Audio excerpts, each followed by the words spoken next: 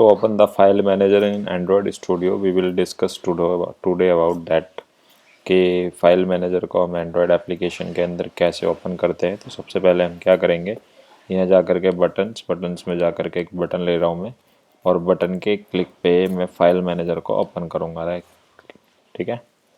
तो यहाँ जा कर के हमने एक बटन ले लिया और इस बटन के क्लिक पे यहाँ जा कर के हमने ओपन कर दिया।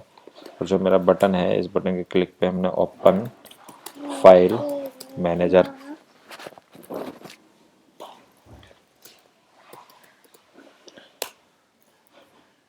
ठीक है, हमने बटन ले लिया और ओपन कर दिया ओपन फाइल मैनेजर। इस बटन की आईडी जो है मेरी बटन है,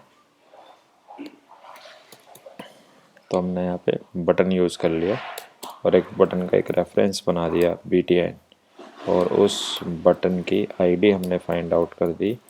find B by ID r.id dot button.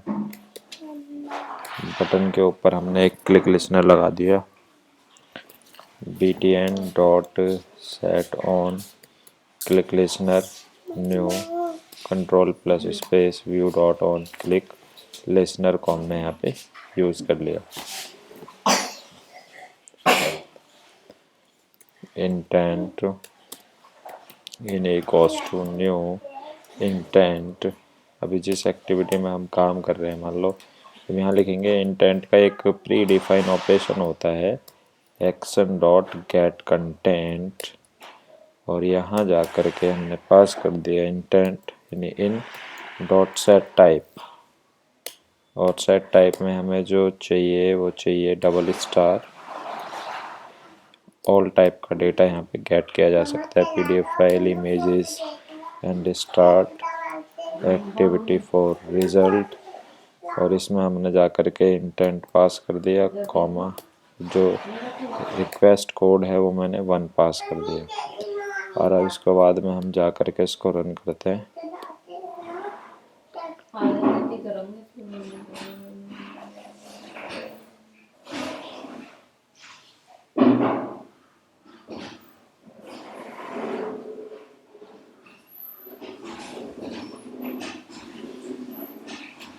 Program run हो गया हमारा। अब हम इसको क्लिक करते हैं।